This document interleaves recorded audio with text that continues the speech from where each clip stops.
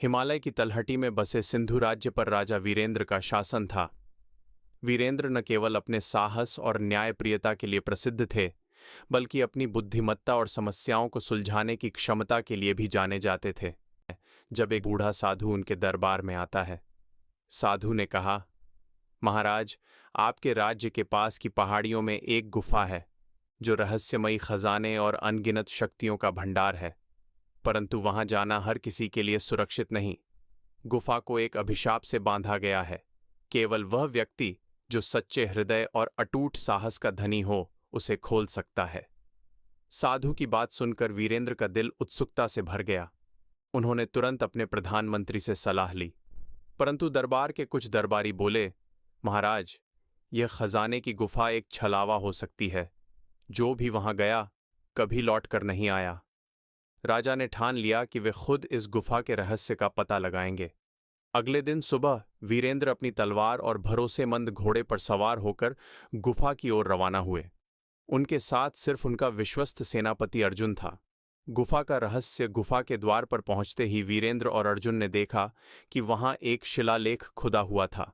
उस पर लिखा था, जो चाहो खजाना, पहले सुलझाओ पहेली, नहीं तो सदा के लिए गुम हो जाओगे। पहेली यह थी, एक ऐसा पेड़ जो बिना जड़ के खड़ा हो, जिसका फल बिना फूल के पैदा हो, बताओ वह क्या है। वीरेंद्र ने गहराई से सोचा। अर्जुन घबराने लगा क्योंकि समय सीमित था। अगर उत्तर न दिया गया तो गुफा का द्वार हमेशा के लिए बंद हो जाता। तभी वीरेंद्र मुस्कुराए और बोले, उत्तर है खजूर का पेड़। जैसे ही यह कहा, गुफा का द्वार भयानक गड़गड़ाहट के साथ खुल गया। भीतर गहरी अंधकारमय सुरंग थी। राजा और अर्जुन ने अपनी मशालें जलाईं और अंदर बढ़ गए।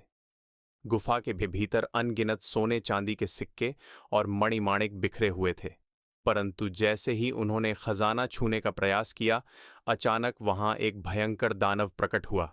वह गरजते हुए बोला, यह खजाना उन्हीं का है जो अपने राज्य की भलाई के लिए इसे ले जाना चाहता है, लेकिन अगर तुम लोभ से आए हो तो यही तुम्हारी कब्र बन जाएगी। वीरेंद्र ने निडर होकर उत्तर दिया, हम इस खजाने को अपने लिए नहीं, अपने राज्य के गरीबों की भलाई के लिए लेना चाहते हैं। दानव कुछ देर चुप रहा और फिर बोला, तुम्हारी सच्चाई से मैं प्रसन्न हूं, लेकिन इससे पहले कि तुम यह खजाना लो, तुम्हें मेरा अंतिम प्रश्न हल करना होगा। अंतिम परीक्षा, दानव ने पूछा, इस संसार में सबसे बड़ी ताकत क्या है?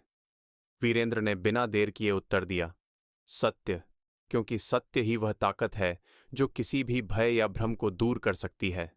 दानव शांत हो गया और गायब हो गया। खजाना चमकने लगा। वीरेंद्र और अर्जुन ने खजाना लिया और अपने राज्य लौट आए। सुखद अंत, खजाने का उपयोग राजा ने राज्य के गरीबों के कल्याण के लिए किया। सिंधु राज्य दिनों दिन खुशहाल और समृद्ध होता गया।